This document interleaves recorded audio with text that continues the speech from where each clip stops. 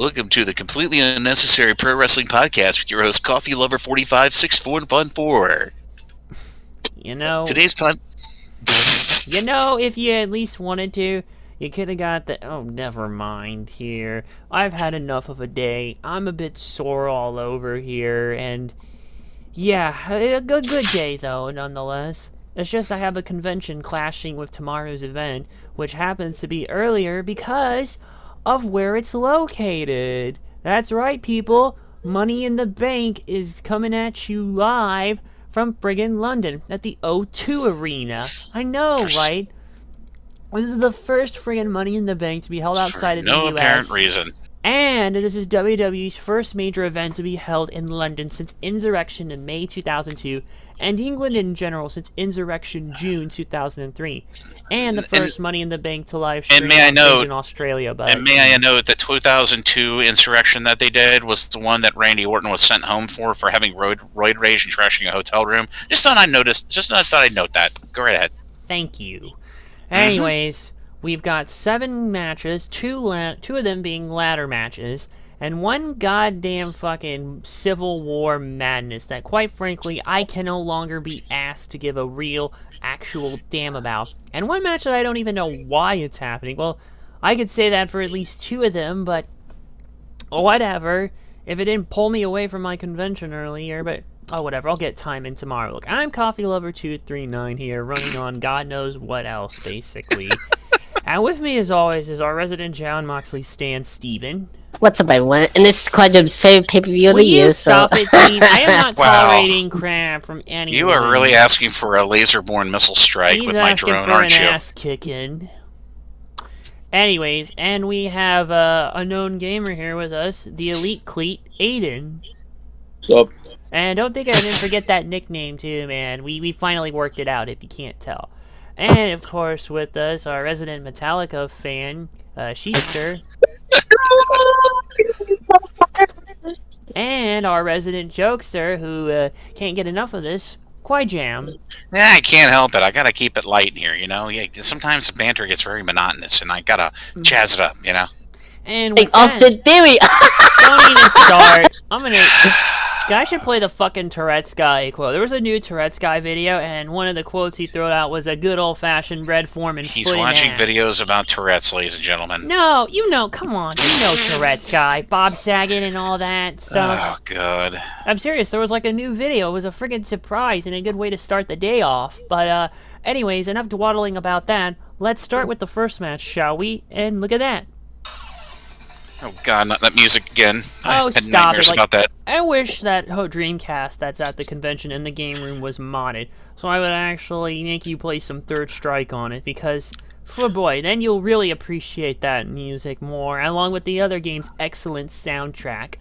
But, I digress. Okay, this is you do. Alright, this is the men's Money in the Bank ladder match for a men's Jesse's watching the stream, by the way. Jesse is watching. Hi, Jesse.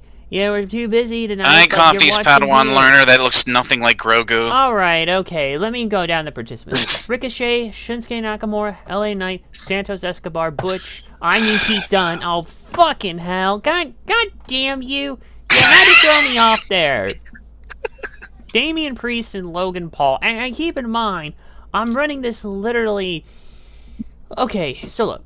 Our qualifying matches for the men's Money in the Bank ladder match began on May 29th episode of Raw. Ricochet and Shinsuke Nakamura became the first and second qualified entrants by defeating Miz and Bronson Reed, respectively. LA Knight then qualified by defeating Montez Ford on the June 2nd episode of SmackDown. The next qualifying matches occurred on the following week's SmackDown, where Santos Escobar and Butch qualified by defeating Mustafa Ali and Baron Corbin, respectively. Damian Priest then defeated Matt Riddle in the final qualifying match on the June 12th episode of Raw. On the following week, Raw, however, Logan Paul, in his first appearance since Night 1 of WrestleMania 39, revealed that after talking with WWE executives, he would also be competing in the match. Yeah. Now, Stop it, Dean. Now, the thing is... To say something funny. I swear you said meow. Okay, look. No, he didn't. No one did. Oh, God. Yes, I concur that did not happen. Oh, whatever. Well, he said something... Alright. Whatever. Okay, so... The thing of this match is, there's very much one obvious winner. I think we all know, but I'll let everyone will get their chance to speak. But what I will say is, apparently, there may be a double-edged sword, because aside from the obvious winner, and, well, then there's Logan Paul, who is just there because, yeah. And the thing about it, though, is, like, Vince McMahon in his crazy mind, who's been gaining more and more power back, may actually consider putting Paul on the frickin', put the damn thing on him, even though it's entirely pointless if you ask me. He doesn't really need it, and to be honest, he's not winning any championship. I feel like whoever gets this one should win who's ever championship, basically, the big one. Because I don't know, like, the most obvious winner is so over right now, it's not even funny. Hell, if anything, fuck it, you fail to capitalize with Cody, you might as well capitalize with this guy here before you piss it all away. And this is the one real shot to shoot it up here. So, Steven, go and say It's gonna say be. it. You know whose game is it to win Money in the Bank? Say It's it. LA Knight's game. Yeah. I'm giving you one freebie there, alright? Because it's so obvious. I'm giving you that one. Aiden? LA Knight. And Cheapster? LA Knight, yeah! And Quijam? I am just so happy to see Eli Drake, aka LA Knight, who spent way too much time originally in NWA, and even more ridiculous long amount of time over in Impact, if anybody remembers his time in Impact. He finally came over to the main roster of WWE, and he has done nothing but just gotten so much better. Many people are calling him the Great White Rock, which is about to happen with him. He could be the next Great White Rock that company needs, because, like I said, Cody Rhodes has turned into the literal government mule of the company since coming back. How ironic he's wearing the same jacket as Homelander from The Boys. Think about that joke. So, I mean, this man is over like Beethoven, as I like to say, whenever somebody it's more than obviously over. And his response in London and his response at every other live event over the last 6 weeks is pretty much proof in the pudding. So this is going to go to LA Knight. Yep. And if they don't give it to LA Knight, then they have all completely gotten autism. Yep, there is only one person whose game it is, and it's LA Knights. No ands, ifs, or buts about it. Don't at me. Let's get to the next match. That music again. Oh, And here we go where the field is... Okay, it's also obvious here, but again, we're stuck in a catch-22 like the last one. This is the Women's Money in the Bank ladder match for a Women's Championship match contract. And the participants are Selena Vega, Becky Lynch, Zoe Stark, Bayley, Io Sky, and Trish Stratus. So the qualifying matches for the Women's Money in the Bank ladder match began on the June 2nd episode of SmackDown. Zelina Vega defeated Lacey Evans to be the first to qualify. Then, on the June 5th episode of Raw, Becky Lynch and Zoe Stark defeated Sonya Deville and Natalya to qualify. Damage Control's Bayley and Io Sky qualified by defeating Mia Yim and Shotzi Blackheart, respectively, on the June 9th episode of Raw. And the final qualifying match was on the June 19th episode of Raw, where, oh god damn it, Trish... Wow, we got a wrestler named Oh Goddamn in the match? Cool.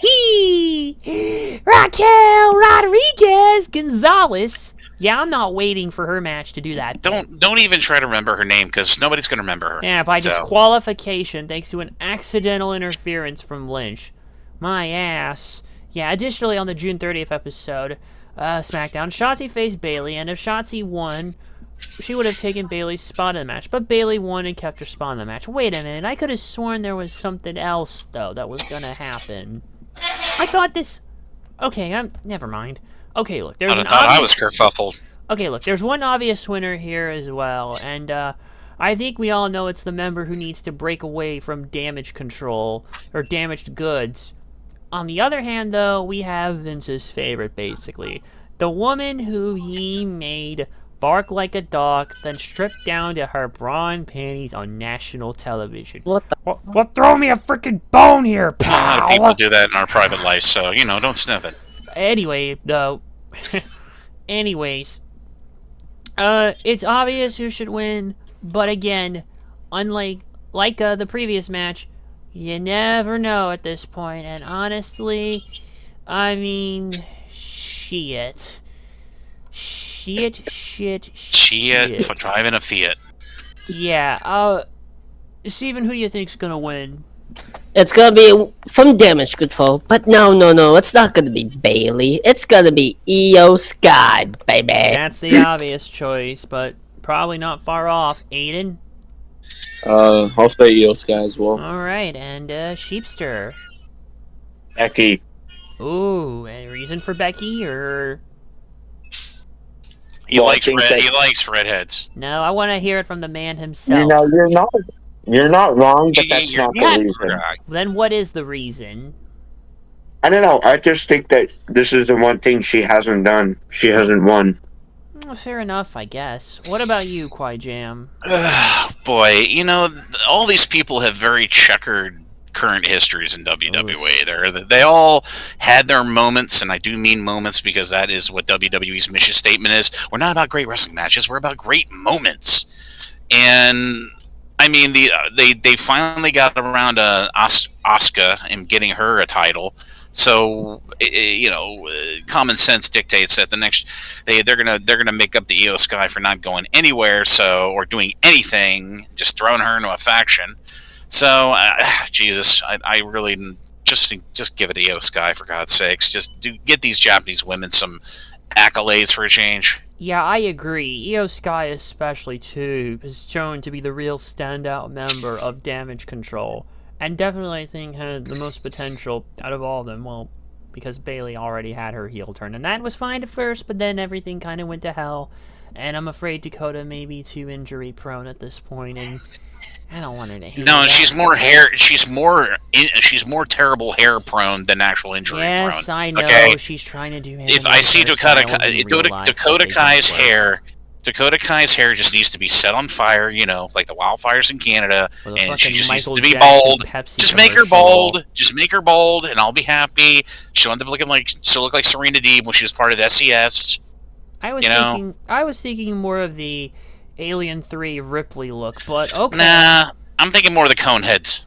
Or Matsuki friggin' Masquerade. Sinead O'Connor, but whatever. Yeah, you really want to see her rip a picture of the Pope up on live WWE TV. But anyway, back to the thing. Yeah, I'm going with Io Sky on this one. No ifs or buts about it again. And next, There's that music again. and here's one of these what the fuck kind of matches. Oh my god. Like, okay, let's just get this shit over with.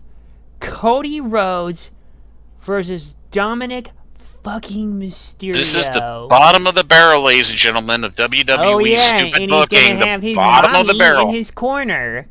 On the June 5th episode of Raw, Miz hosted a Miz TV segment with Cody Rhodes as the special guest. During the segment, Miz introduced Judgment Day's Dominic Mysterio and SmackDown Women's Champion Rhea Ripley as his other special guest. Dominic taunted Rhodes, stating Rhodes was a bad father and should be home with his baby daughter. Says the guy who's literally as old as I am, only by well, he has a month on me, but we were both born in the same year, me and Dominic. Yeah, so, 1968, very long time. 1997, you. Yeah. Anyway, Rhodes then proclaimed that Dominic's father, Rey Mysterio, made some terrible mistakes, one of which was having Dominic as his son. Well, to be fair, he's got that Eddie Guerrero hair going on, so... Also be a bird nest. Anyway, Dominic then feigned leaving the ring, only to return and slap Rhodes in the face. The following week, during a presentation in which Ripley's SmackDown Women's Championship became the Women's World Championship, Rhodes interrupted and challenged Dominic to a match of Money in the Bank, which Ripley accepted on his behalf. This is really what Cody Rhodes is doing now. No, this is genuinely, seriously, what this man is doing now. You had him so fucking over.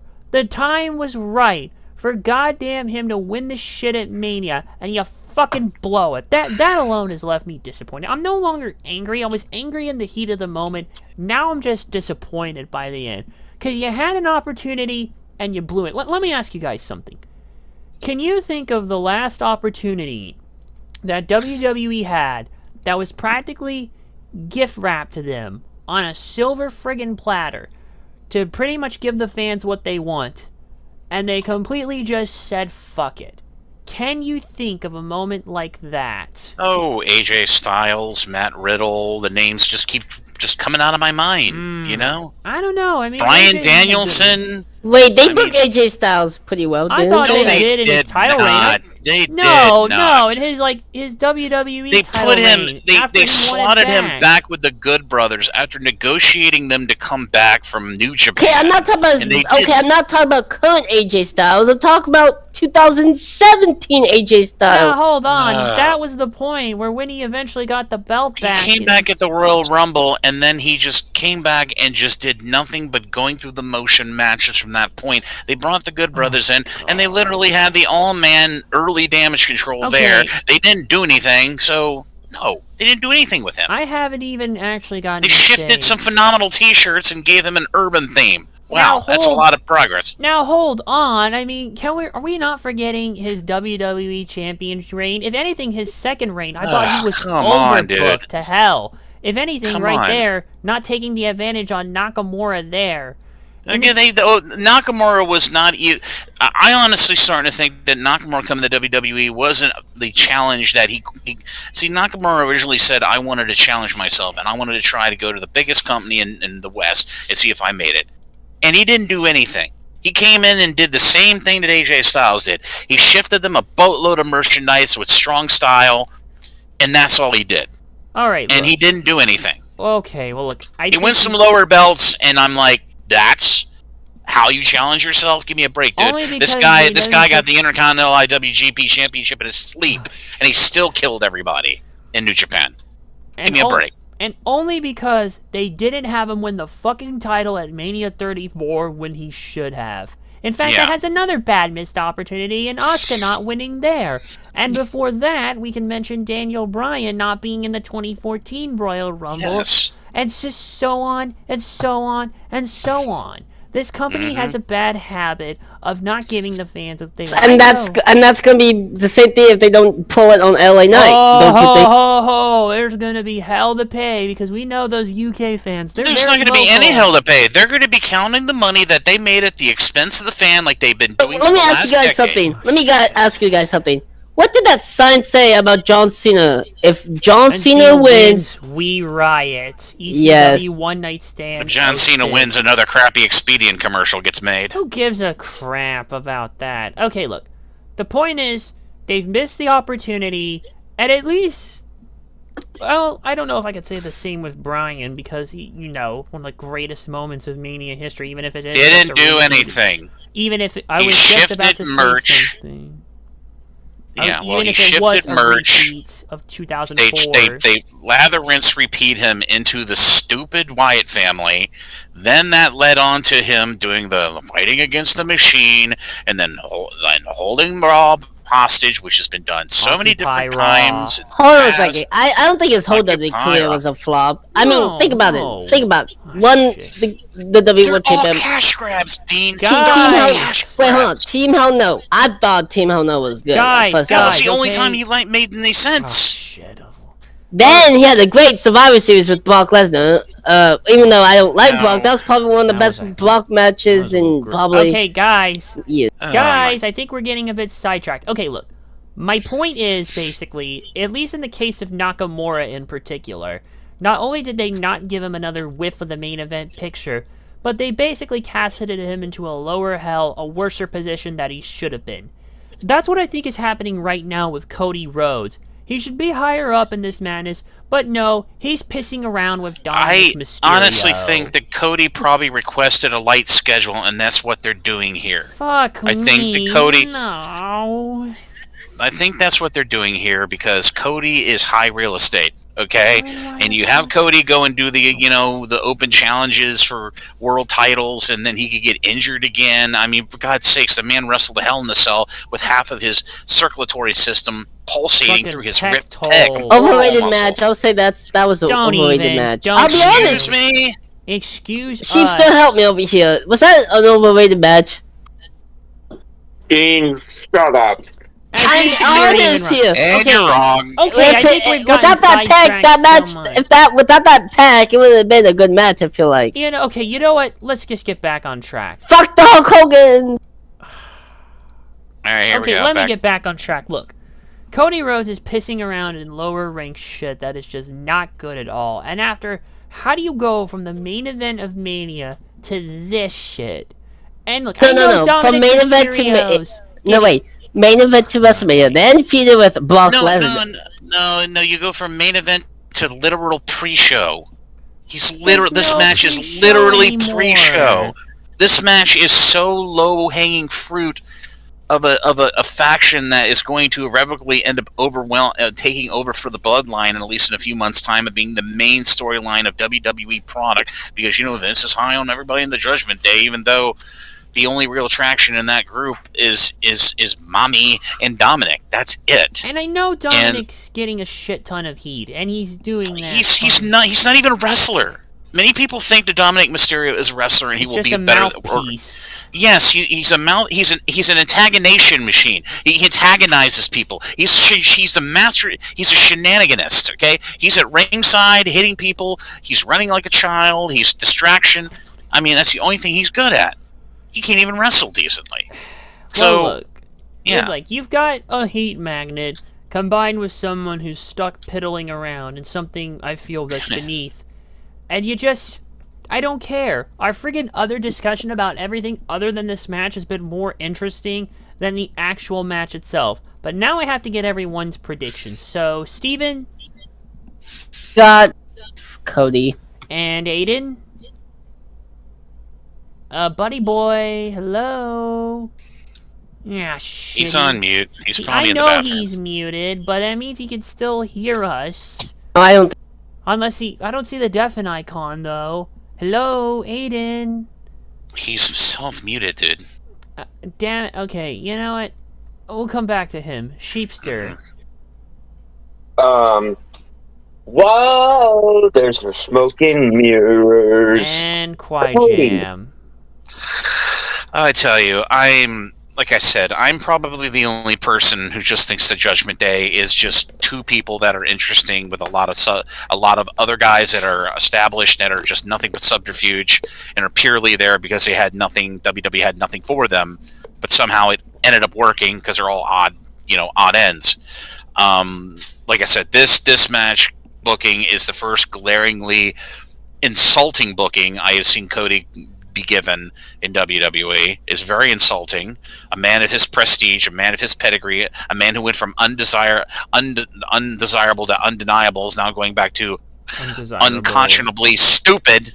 Unconscionably stupid now. Like Randy said, stupid. Like I said, look, he's satisfying. This is being done to satisfy the lowest denominator of the current Judgment Day storyline, which is Dominic, and trying to linchpin him up to being more of the, like I said, more Finn Balor than Finn Balor. They're trying to make him look better than the dirty, damaged shenanigan goods that he is when he came into the company. So this is going to be literally a ragdolling.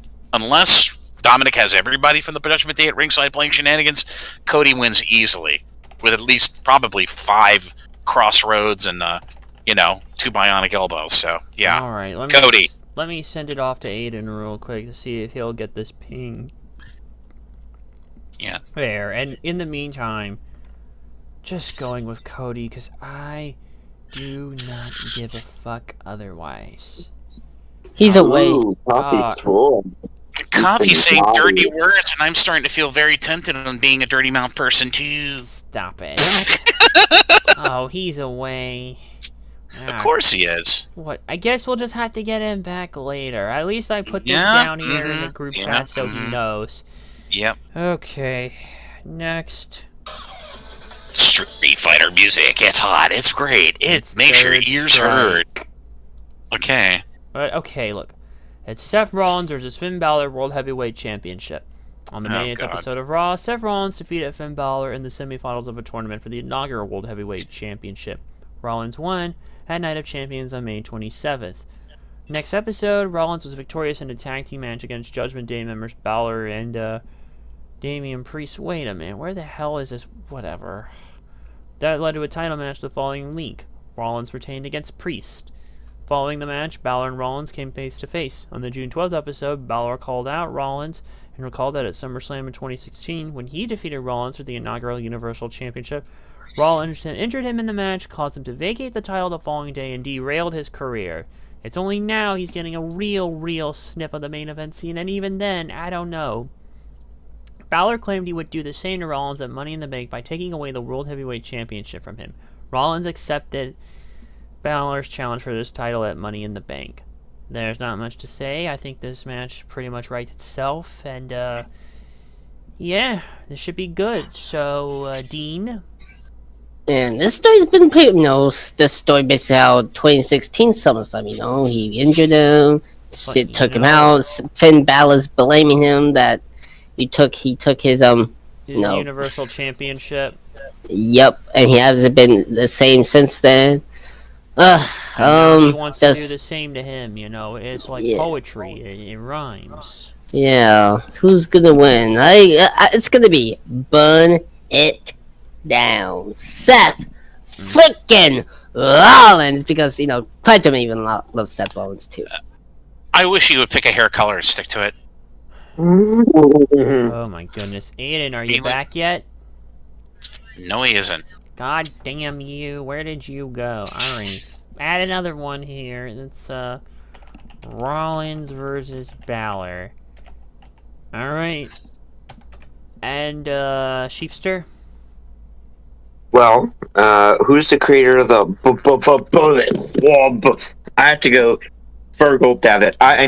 Prince. Finn Balor. Prince Devitt. You're getting there. Yeah. Prince Devitt. Fergal Devitt.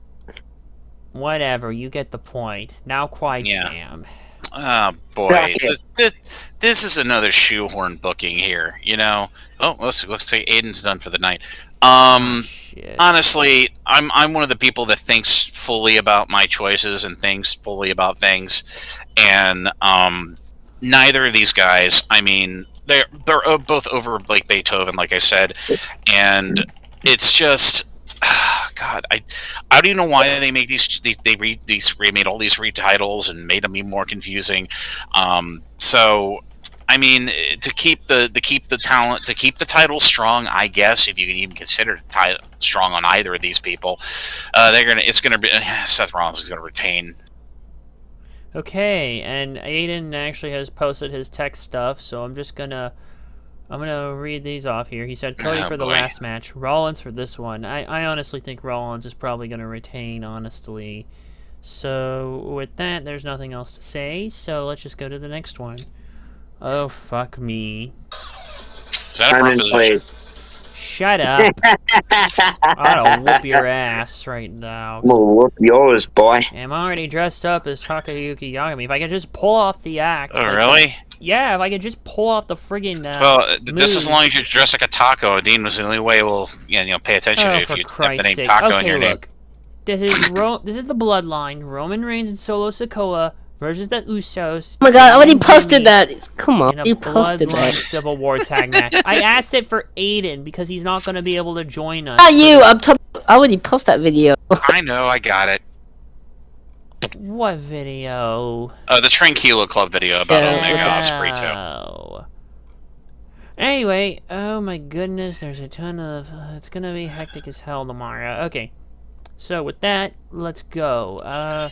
So, the main event of Night 1 of WrestleMania 39, the Usos lost the Undisputed Tag Team Championship to Kevin Owens and Sami Zayn and failed to regain them.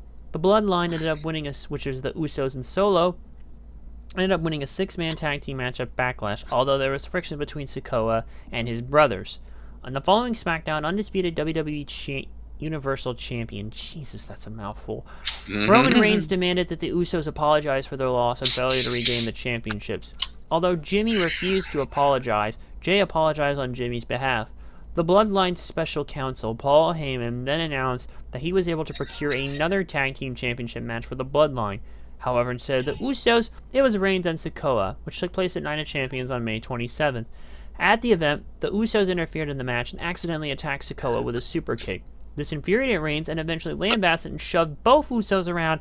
However, Jimmy retaliated by attacking Reigns, after which, along with Jay, they retreated. Reigns and Sikoa ultimately lost the match when Sikoa got pinned.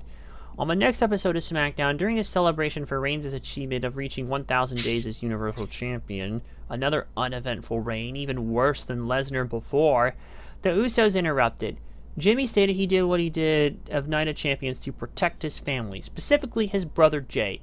Jimmy seemingly convinced Sikoa to join them against Reigns, and the Usos had apparently convinced Reigns that they should stay together as a family.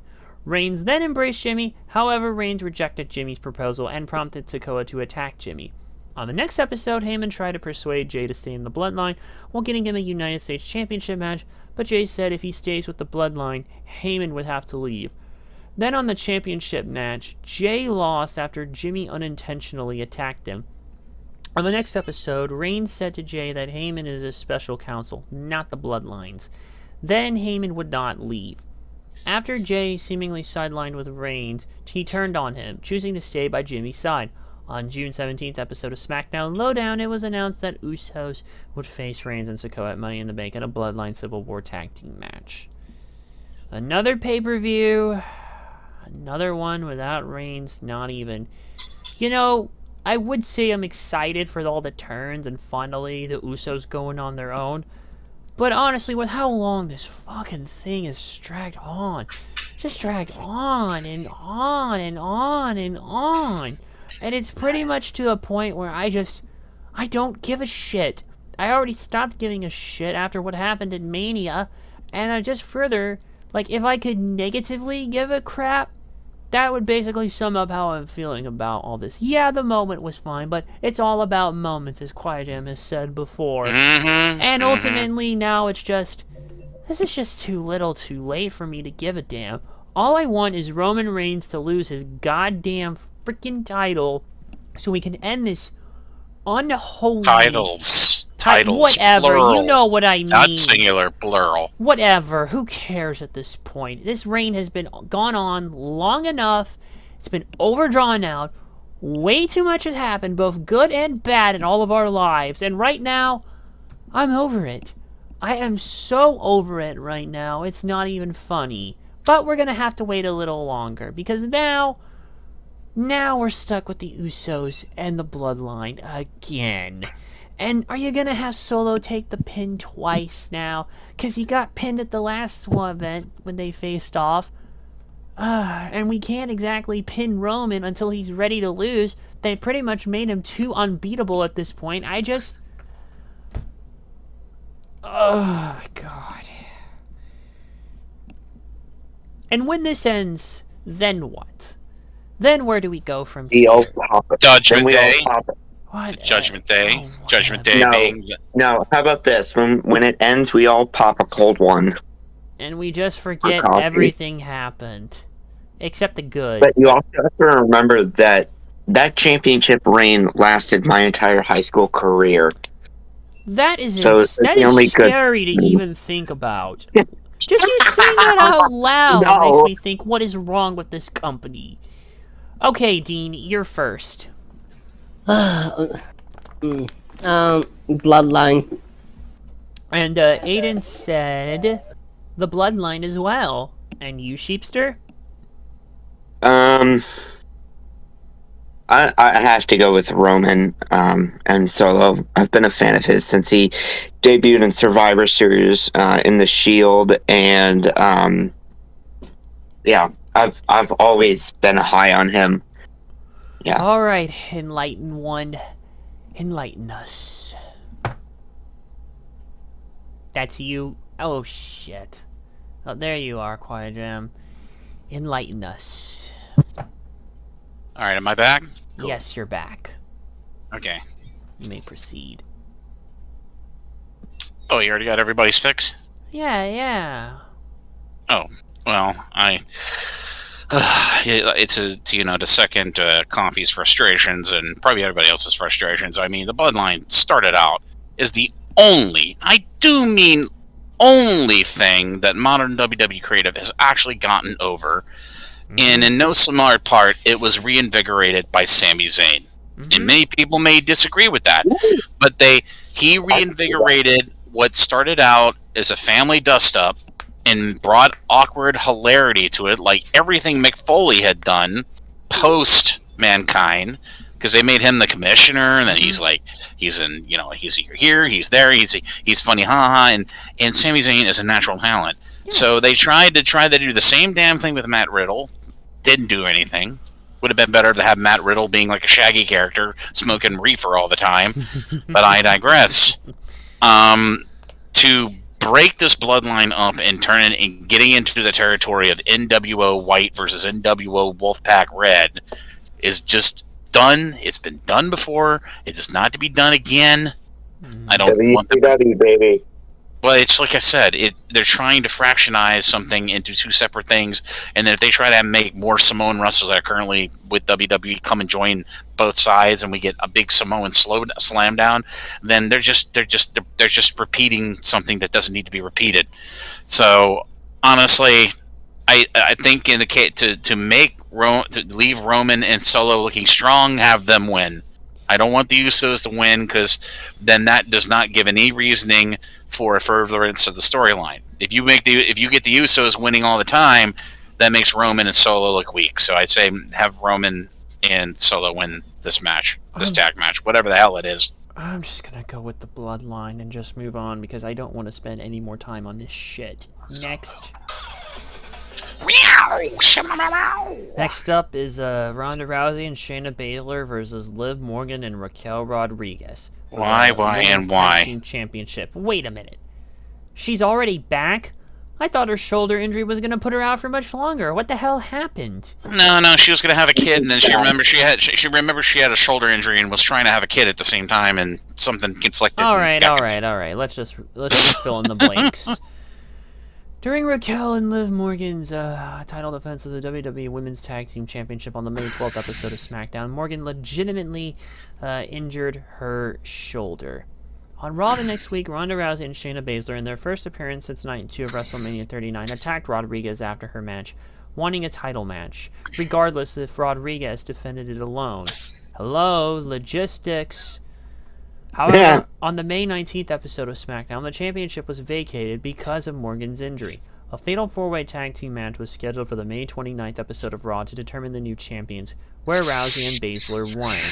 On the June 23rd episode of SmackDown, Rousey and Baszler defeated NXT Women's Tag Team Champions Alba Fire and Isla Dawn to unify the championships. Thank God. Well, we killed at least one of them in the process, the titles, the NXT Women's Tag Champs. Now can we actually have them floating, or is that too much? I don't know. During the match, Rodriguez was watching at ringside. As she walked away, Rousey called her out and asked why she was there. She said she wanted a rematch for the title before introducing the returning Morgan. Shocking, I know. They had a stare down before Rousey and Baszler left the ring. The next day on SmackDown Lowdown, it was announced that Rousey and Baszler would defend the Women's Tag Team Championship against Rodriguez and Morgan and Money in the Bank. I don't give a crap. I really, really don't. So let's just get this out of the way. Steven? Ronda Rousey and Shayna Baszler. Shayna Baszler. Yeah. And Aiden said the same thing. So, Sheepster? I have to go Ronda Rousey. I'm still high on her, and all this fuck. So Oh, good grief. All right, those puppies can come home to me any day of the week. Those puppies. She's looking more like Boy, that's some lowered expectations. Puppies. She's looking more like a Potanko, if you ask me. Not that there's anything wrong with flat justice, but that's a whole nother story for another day. All right, let's try this again. Okay, Enlighten One. Enlighten us. Me? Like I said, this is another one of the situations where I'm just completely self-kerfuffling confused about what the hell is happening here, because they don't explain. That's the thing about WWE product. They think they're explaining shit to you, but they're not explaining jack shit, because there's just they're trying. I mean, for goodness sake, I mean, Ronda Rousey imparting her makeup tips onto Shayna Baszler. Remember Baszler wearing the fucking Black Swan eye rouge and stuff. I mean, this is the kind of discombobulation that I kind of expect in the women's divisions. It's not even really a division; it's like a subdivision. Just waiting for the postman to arrive. But I digress. For God's sakes, just throw a lifeline at the washed-up MMA fighter with the even more washed-up MMA fighter in Rousey and whatever her name is. I mean, she had Baszler was supposed to be the heir apparent to Ronda Rousey, but it never happened. So give it to the two washed up MMA fighters who couldn't hack it in anything other than a porno. Yeah. Big good D. I know what I'm talking about. Sorry. You know what? I'm just gonna go with Baszler and Rousey. I don't see them changing hands here, and even if they do, I won't give a damn. I really believe me, if I looked at Shayna Baszler any longer, I would have to switch hands. Believe me. This is so sad. Oh, here's another example of a missed opportunity with Shayna Baszler. They had the chance to do the right thing at Mania in 2020, and they didn't. This is not going to substitute. Fix that and get Raquel out of this tag shit. She should be. This is another one I feel that's beneath her, you know? Whatever. Just, I don't want to keep dwelling on this any longer. Rousey and Baszler. And finally, the last one. Walter versus Matt Riddle for the Intercontinental Championship. Another booking makes no sense. You're not going to trip me up this time like you did on the opening there. Okay, on the May 15th episode of Raw, Matt Riddle was competing in a battle royale to determine Walter's next challenger for the Intercontinental Championship. During the match, by Walter's order, his Imperial stablemates, Ludwig Kaiser and Giovanni Vinci, who have much better names than the leader himself, might I add, attacked Riddle, causing him to be eliminated. This led to a 6-man tag team match on next week against Imperium, which Riddle's team won. Their rivalry continued through the next episodes, and on the June 12th episode of Raw, after Riddle's Money in the Bank qualifying match, he was attacked by Kaiser and Walter, and later Riddle tried to interfere in Walter and Kaiser's Undisputed Tag Team Championship match, costing both men the titles. On the next episode, after Riddle defeated Kaiser, Walter and Kaiser attacked Riddle once again, almost injuring his leg, and making this match not even happen, which is whatever. On June 26th, Riddle challenged Walter for his Intercontinental Championship and Money in the Bank, which Walter accepted on that night's episode of Raw. The match will be fine, but I'm pretty sure we all know who's winning more than likely, so...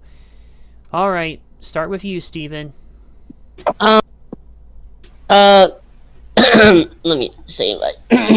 Walter! Yeah, especially in all caps, because, yeah, Aiden said the same thing, and now it's you, Sheepster. Volta.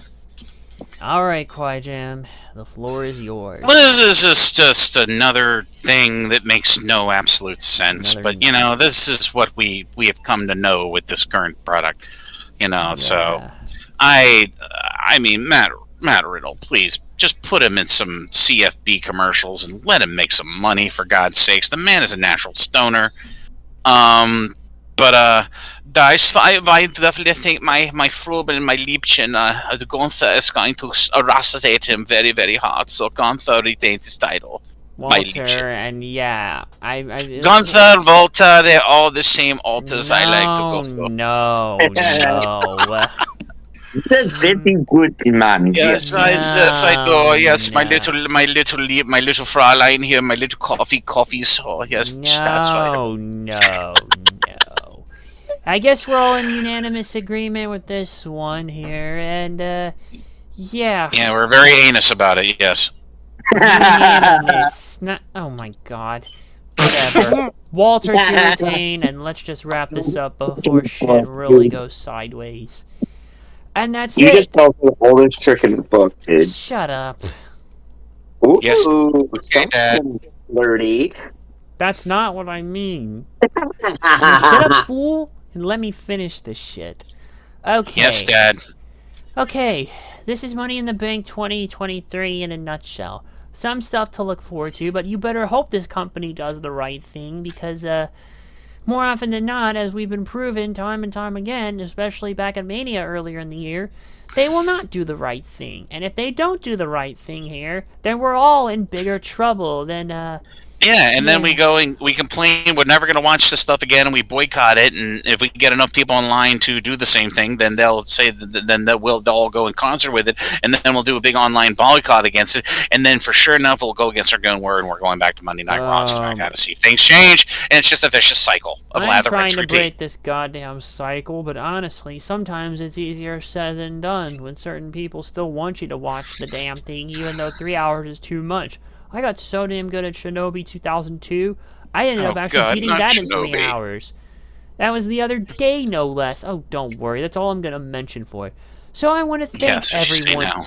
Yeah, for real. I want to thank everybody for being here, as always, and contributing. Contributing? What kind of pronunciation? Contributing to the podcast. Thank you for being very contributory to this cutting of the conversational bread. God. All right, whatever.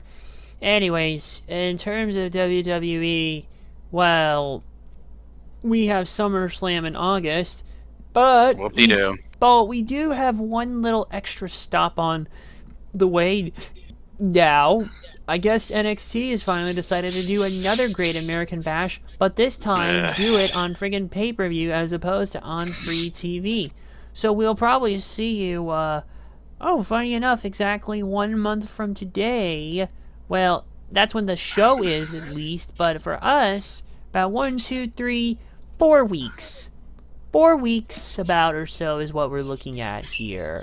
And we'll see you then for a Great American Bash podcast, and then the week after that will be SummerSlam, and then there's a bunch more lined No, it's not called SummerSlam Coffee. It's called SummerScam. Yeah, there's a bunch more stuff lined up. Summer spam. It's summer spam. Whatever. Listen, there's a ton of stuff coming up here, and we'll cover it all when we cover it all. So, thank you all for watching. Take care of yourselves and each other, and we'll see you